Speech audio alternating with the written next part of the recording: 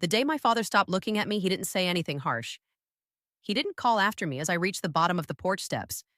He simply walked back through the screen door and let it shut behind him, with a sound so ordinary, so entirely without ceremony, that it felt like the cruelest thing I had ever heard. And I stood there in the dust of our own yard, in the heat of a West Texas August, with a canvas bag over my shoulder and the sudden, absolute understanding that I had just lost my family.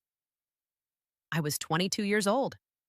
I had a change of clothes, $112 folded inside a worn out Bible I no longer believed in, and a social security card I had never once needed to present anywhere. The hardest part wasn't the goodbye. There was no goodbye. The hardest part was the stillness of it. No one on the outside ever tells you that leaving a closed religious community sounds like almost nothing at all. People picture confrontations, raised voices, ultimatums delivered at the door. What actually happens is much quieter than any of that, and somehow the quiet gets inside you in a way that shouting never could. Before I say anything else, my name is Miriam.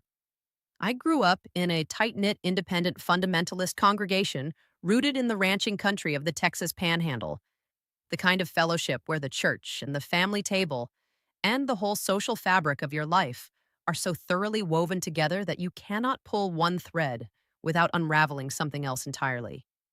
Women covered their heads for worship, television was forbidden, and marrying outside the congregation was understood to be the same thing as choosing the world over God. This is where I finally say the things I was never permitted to say out loud while I was living inside that life.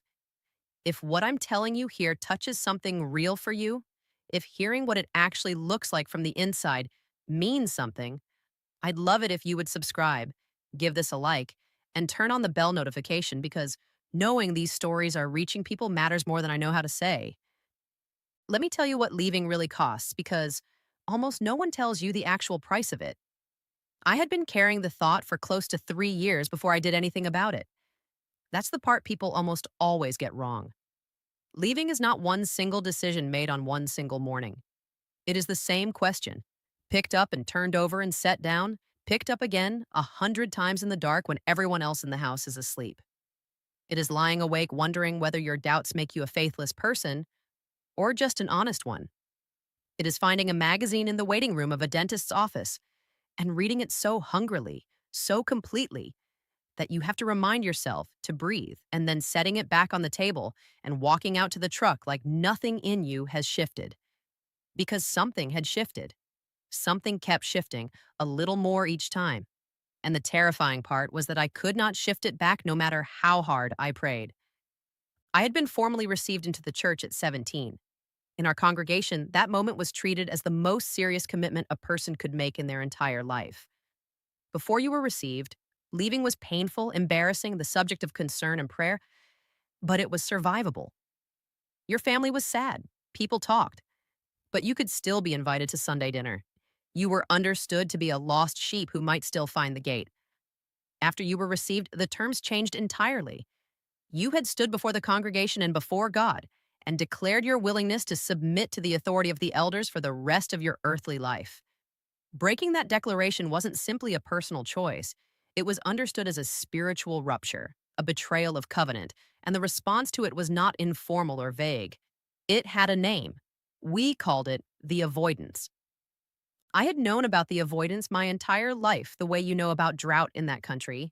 Not something you think about in detail every day, but something that shapes the whole character of the year and the ground beneath your feet. It was understood to be the congregation's gravest and most serious tool, a structured, doctrinal form of separation intended to make the weight of the broken covenant felt in every daily interaction. Members were not to eat at the same table with someone under avoidance, not to accept goods from their hand, not to conduct business with them, not to carry on as though nothing of consequence had happened. The theology did not call this cruelty. It called it discipline. It called it love of the firmest and most necessary kind. The idea was that the separation would hurt enough, feel complete enough, that the person would be brought back to repentance and restoration. What nobody told me, or what nobody could tell me because you only find out when it is your own face on the other side of it, was how it actually operates inside a real kitchen on a real Tuesday morning. My mother could not accept so much as a glass of water passed from my hand without violating the terms of the avoidance. My father could not sit at our own table with me if anyone from the congregation was present or might see through the window. My older brother, already a deacon in the church, could not be observed being warm toward me without it costing him something in the eyes of the elders. And so he learned, the way people learn these things, to look just past me rather than at me, not with contempt, or not exactly that, but with something emptier than contempt. A practiced blankness that belongs to people working very hard not to feel what they are actually feeling. I know that now. At the time, it felt like a door being shut from a room I had lived in my whole life. The morning I left, I had told no one.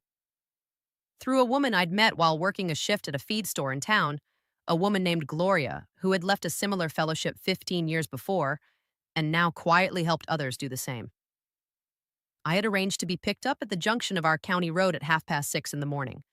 I woke before 4. I did every ordinary thing in the usual order.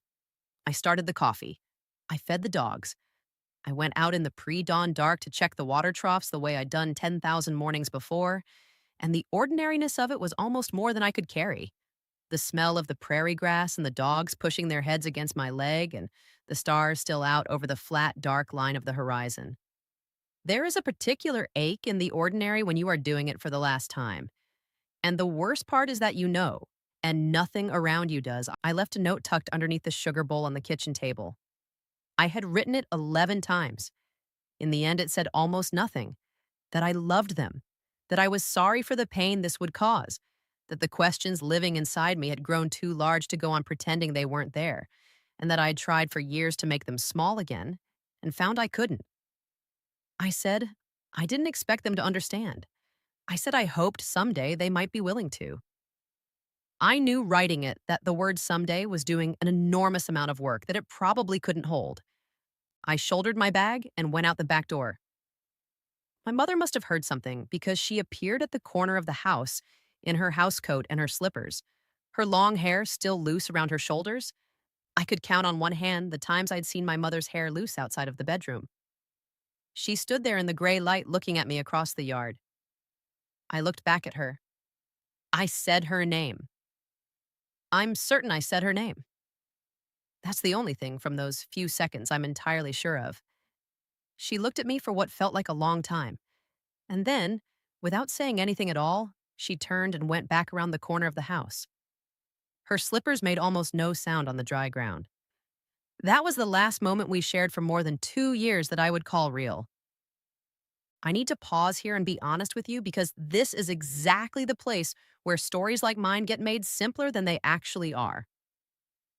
My mother is not a cold woman. She is one of the most genuinely devoted, capable, fiercely loving people I have ever known in my entire life. What she did that morning at the corner of the house was not cruelty performing itself as indifference. It was the only response her entire world, everything she had ever been taught, every relationship she had, every story she had been given for a situation like this one, had equipped her to give. To do anything else would have meant defying 40 years of her own understanding of what faithfulness required. I'm not asking you to see her as a villain. I'm asking you to understand the size of what that silence cost her because I have come to believe it cost her nearly as much as it cost me, just in a different currency, in a currency with no name in the vocabulary I was raised with. If something in what I'm telling you is landing somewhere, what if you know what it is to grow up somewhere that tied love and obedience into a single knot so tight you couldn't find the ends, I hope you'll subscribe and like this video. Pass it along to someone who needs to hear that the price of leaving is real, and so is the life that becomes possible on the other side of paying it. The outside world had no idea what to do with me.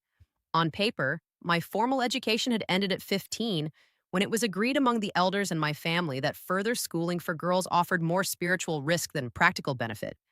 I had never filed a tax return, never opened a bank account in my own name, never held a driver's license, though I could navigate 40 miles of ranch roads in the dark by memory. What I did know was how to butcher and cure meat, how to manage a household of 9 people with very little money, how to lead a children's Bible study, how to make a room of 40 women feel that someone had listened to every one of them. None of that translated to anything on a job application. None of it earned me so much as a second glance from anyone with something to offer. Gloria connected me in those first weeks to a small network of people who helped individuals transitioning out of closed communities. Most of them had done it themselves. One of them, a quiet, practical woman named Diane, who had left a different but similar fellowship more than a decade earlier, sat across from me in a diner booth on the edge of Amarillo and asked me plainly what I needed most right now. I sat there for a long time without answering because no one in my life had ever asked me to identify my own needs as if they were a legitimate category. Eventually, what came out of me was something like, I need someone to explain to me what things are actually called. What I meant was this: there were enormous gaps in my practical knowledge of the world, and the most disorienting part of those gaps was not the gaps themselves, but not knowing which things I didn't know. I could read and read well, but my reading had been heavily supervised, and the world I encountered outside our congregation was full of references I couldn't place, social codes I couldn't read, processes I had never witnessed and couldn't ask about without revealing how far behind I was. I learned very quickly to perform a competence I was still, underneath, actively building, to ask questions sideways, to watch how other people did things and replicate it quietly, to never let anyone see the moment when I didn't know what was happening. That performance was its own particular exhaustion, the kind that doesn't show but accumulates. I found a counselor about 8 months after I left, through a community health clinic that had a sliding scale fee I could just barely afford. She introduced me to a term I had never encountered before: ambiguous loss. She explained that it describes a particular category of grief, different from mourning someone who has died, because the people you are mourning are still alive, still sitting down to meals, still going through the seasons, still breathing and carrying on, but unreachable, absent in all the ways that matter, while being present in the geography of your memory and your longing. She told me this kind of grief is often harder to carry than conventional bereavement because there is no funeral for it, no recognized mourning period, no casseroles on the porch, no social permission to grieve out loud. You are expected from the outside to be relieved, even grateful, free at last. And underneath that expectation, you are quietly and continuously mourning people who are setting a table 40 miles away with the same number of chairs it has always had and who will go on doing so whether you exist or not. My father wrote one letter that first year. It was 4 sentences. He said he prayed for my return to the Lord daily. He said there was still time for repentance and restoration. He said the door of the family and the congregation would remain open to me if I came back on the right terms. He said he loved me. I read that letter until I had it memorized. I have it still. My younger sister Ruth, who was 19 when I left, found a channel through Gloria's network by which she could get small pieces of news to me without our parents' knowledge. For nearly 18 months, she managed it. The cow we'd named Dottie had a calf. Our grandmother on my father's side had taken a fall and broken her wrist but was recovering. There was a man Ruth liked from a congregation in New Mexico. Small, ordinary pieces of the life that used to be mine, and they felt enormous to me because they meant there was still a narrow gap, still a channel open, still someone reaching through. When our parents discovered what she had been doing, it stopped. Ruth was not placed under the avoidance herself. She had made no declaration to break, but the weight of the elders' concern settled onto her in other ways. She was counseled.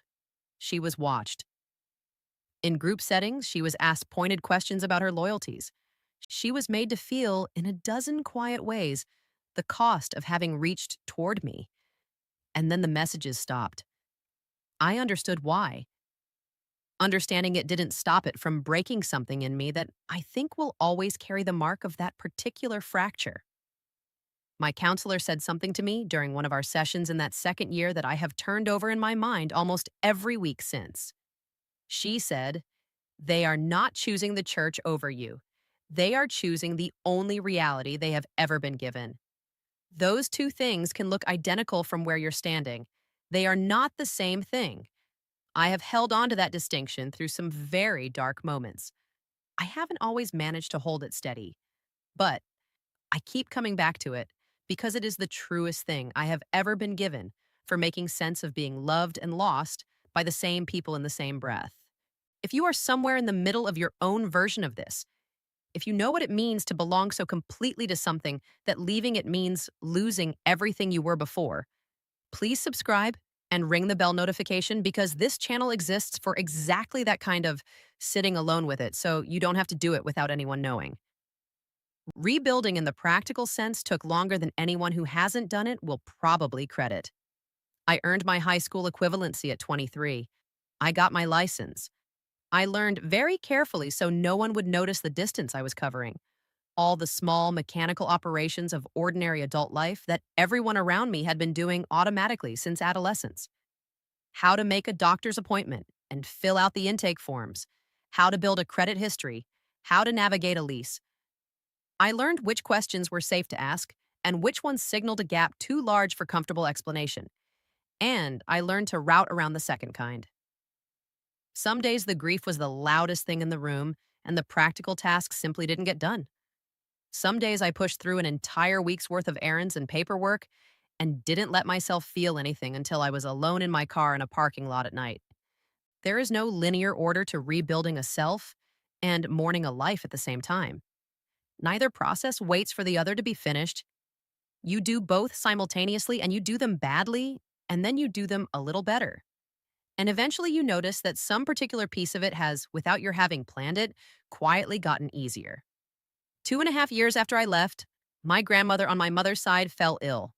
She was 81 years old, and she had been one of the defining figures of my childhood. The person who had taught me to read the weather and to bake bread and to sit still long enough to hear what a room was actually saying. I wrote my mother a letter asking if I might come. I didn't expect any reply. Instead, my mother telephoned me from a phone at the post office. Not from the house, not from a number I recognized. She didn't say hello. She said very quietly, "Come on a Sunday before the others get there. Don't tell anyone you're coming." I drove 6 hours and sat beside my grandmother's bed in the room at the back of the house that still smelled exactly the way it had smelled when I was 7 years old. I held her hand, and she looked at me with the specific clarity that some very old people have when they are close to the end, when all the social management has fallen away and only the essential things are left. She said, in the slow, deliberate voice she used when she meant every word, "I have thought about your leaving more than you know. I think some of what drove you out was put there by God and not by the devil. I have never said that to a living soul, and I am saying it to you now because I don't believe I will have another chance." My mother was in the kitchen the whole time I was there. She didn't come to the door when I left. I walked out through the back of the house and got in my car and drove to the end of the long caliche road that led to the highway. And I stopped there and looked back at the house in the rearview mirror. And I remember thinking, this is the most love and the most impossibility I've ever held at the same time. And I don't have a word for what this is, only the weight of it in my chest. Then I drove. My mother and I speak now, not often, not easily. There are entire rooms of both our lives that we have agreed, without ever saying so explicitly, that we will not open the doors to. She doesn't ask about my work, or my apartment, or the person I have built my daily life alongside. I have stopped waiting for her to. What we have built instead is a narrow channel, careful, limited, real, where we can still be mother and daughter without the rest of it tearing everything open every time. It is not what I wanted. It is also not nothing. It took me a long time to understand the difference between those two things, and longer still to make a kind of peace with it. Leaving didn't cost me one single thing and then stop. It cost me in layers, ongoing costs I am still adding up years later. It cost me the language I first learned to think in, the particular cadences and idioms and scripture-soaked idiom of that community, which was my mother tongue in a way no other language ever will be. It cost me the smell of that kitchen at 4 in the morning, the dogs at my leg, the particular quality of starlight over flat land before the sun comes up. It cost me my grandmother before she died and the weeks afterward when everyone gathered and I was not there. It cost me a version of myself I will never meet, the woman I might have become if the questions had stayed small or the world had felt large enough inside those walls, or the love and the rules had not been wound so tightly around each other that you could not touch one without the other pulling. But here is what I need you to hear before I stop. The leaving built something too. It built the life I am living right now, which is a life I am genuinely living rather than enduring. It built the vocabulary I now have for experiences I used to be unable to name. It built whatever it is in me that can sit here and say to you plainly, your questions are not a spiritual disease. Your needs are not vanity. The peace I was told I was feeling in those years before I left was not peace. It was the quiet of something held so still for so long that I had mistaken the stillness for calm. I know the difference now. That difference has turned out to be the organizing fact of my adult life. If any part of what I've said found something in you, please tell me in the comments. Tell me which part stayed with you. Tell me if you've ever paid a real price to live your own life instead of the version someone else needed you to live. And if you want to keep hearing what it looks like from this side of the life you leave behind, subscribe to the channel and ring that bell so the next story reaches you. Until then, the questions that cost you something are usually the ones worth following, even when, maybe especially when, you have no idea where they lead.